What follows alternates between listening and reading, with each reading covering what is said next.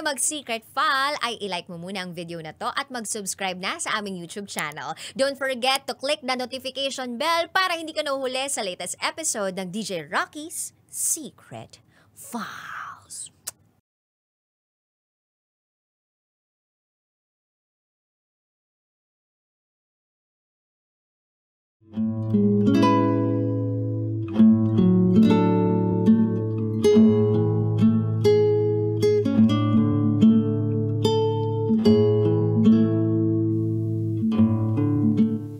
And now, it's time for DJ Rocky's Secret Files.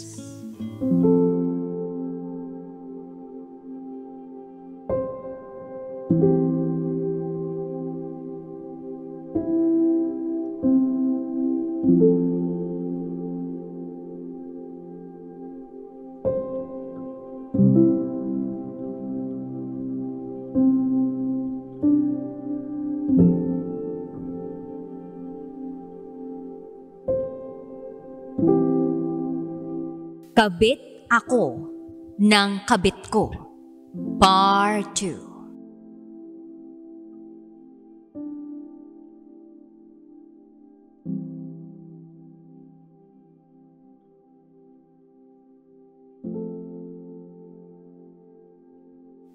Hi DJ Rocky. Last February, nai-ere mo yung kwento ko. Alam mo, DJ Rocky, hindi ko inaasahan na may karugtong pa pala yung kwentong akala ko natuldukan ko na.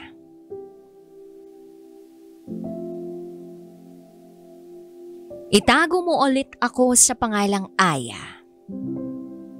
At ito, ang aking secret file.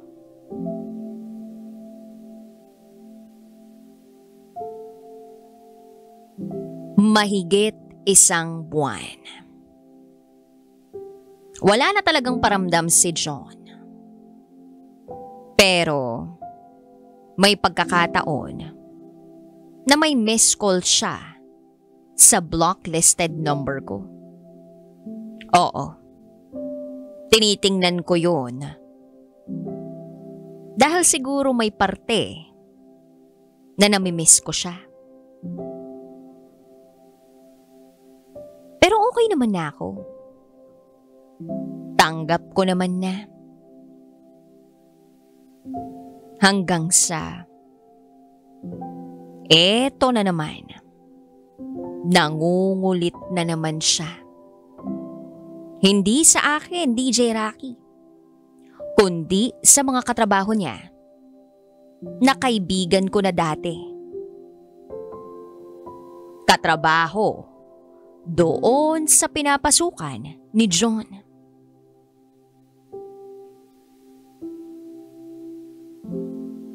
Kinukulit sila para makausap ako. Umaabot sa punto na nakikitawag si John gamit ang Facebook account ng mga kaibigan ko para i-video call ako. At nagugulat na lang ako na ang lilitaw sa screen sa video call ay siya. Wala. Natutulala na lang ako kapag nangyayari yun. Hindi ko siya magawang kausapin. Pinapatay ko yung video call.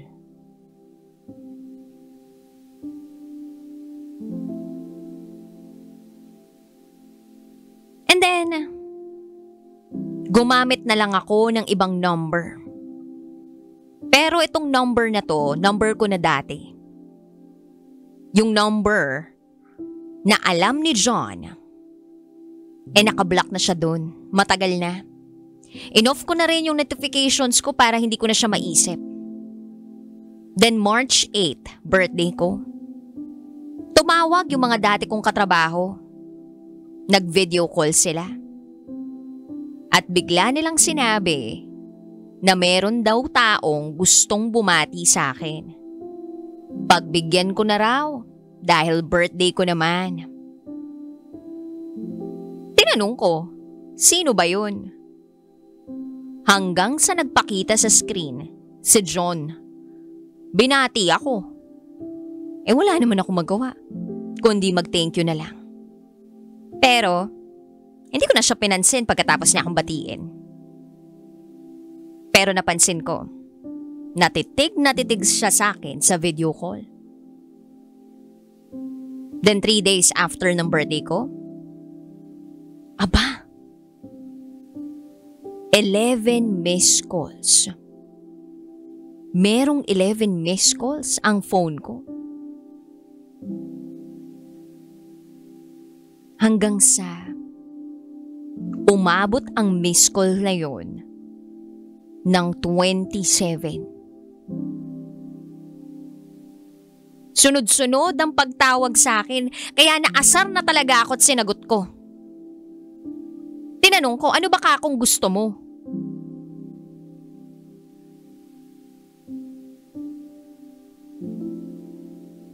Ayoko na.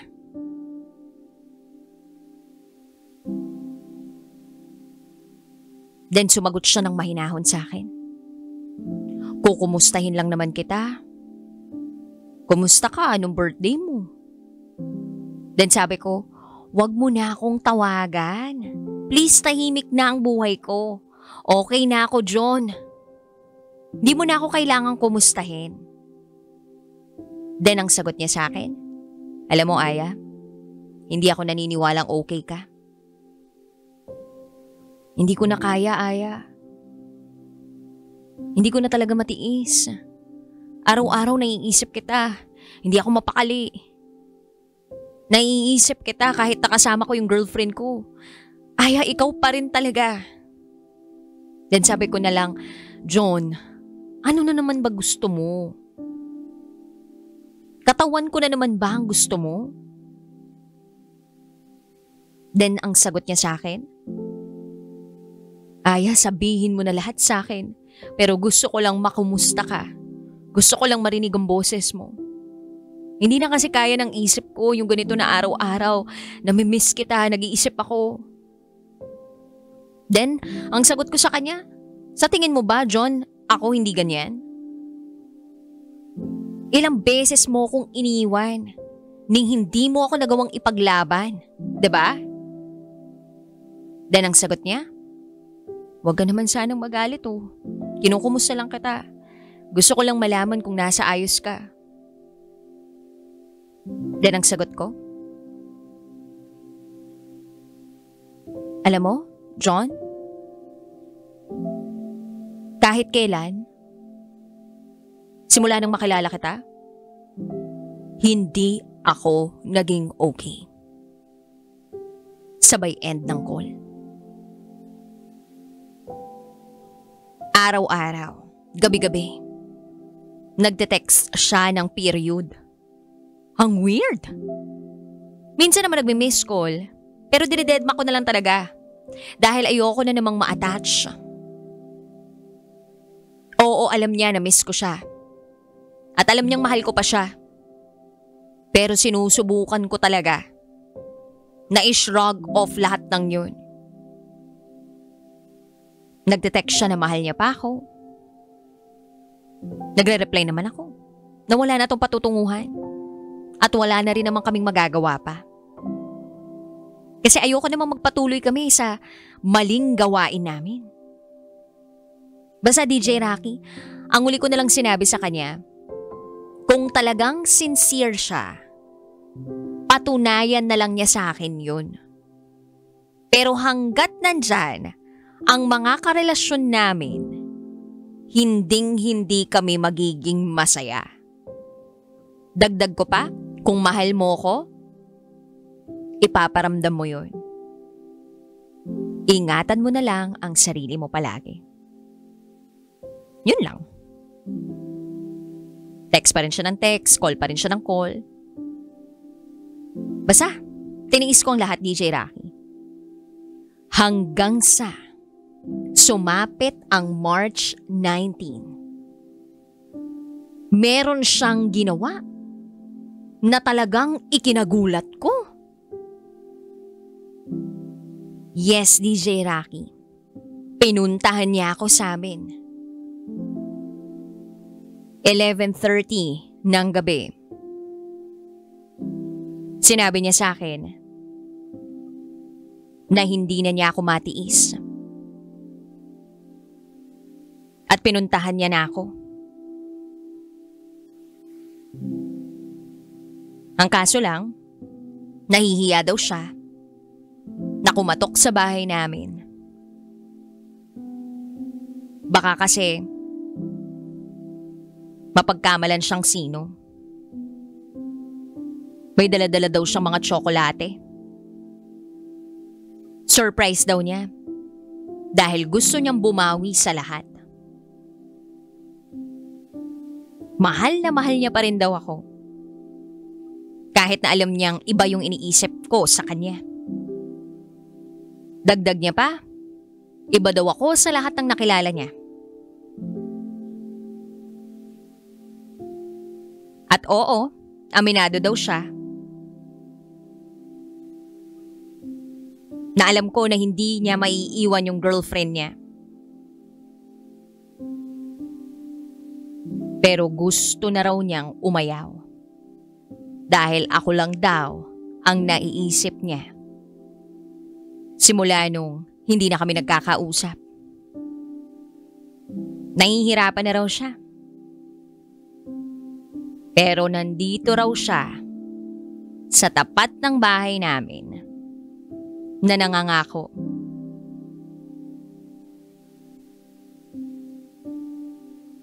Nababalik siya. At kahit anong mangyari, hanggang sa pagtanda namin, ay hahanapin niya raw ako. Hindi ko siya kinubo. Then maya-maya pa, nakatanggap ako ng tadtad na mahal niya ako. Tadtad na text na mahal niya ako.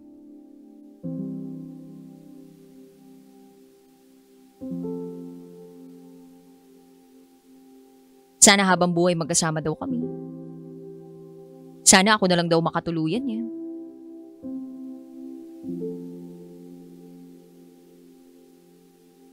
Then, pangako, hanggang sa pagtanda namin, hindi niya raw ako kakalimutan.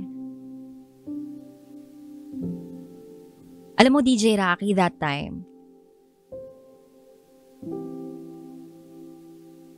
nakaramdam din naman ako ng awa. Nakaramdam din ako ng konsensya.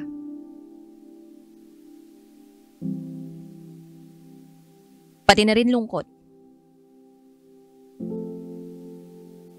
Because imagine, from San Rafael, nag-drive siya papunta sa amin sa Plaridel ng hating gabi. Malayo yun.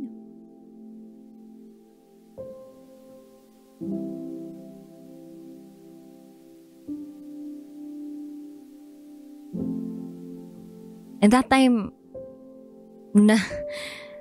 nagsimula ulit na maguluhan ako.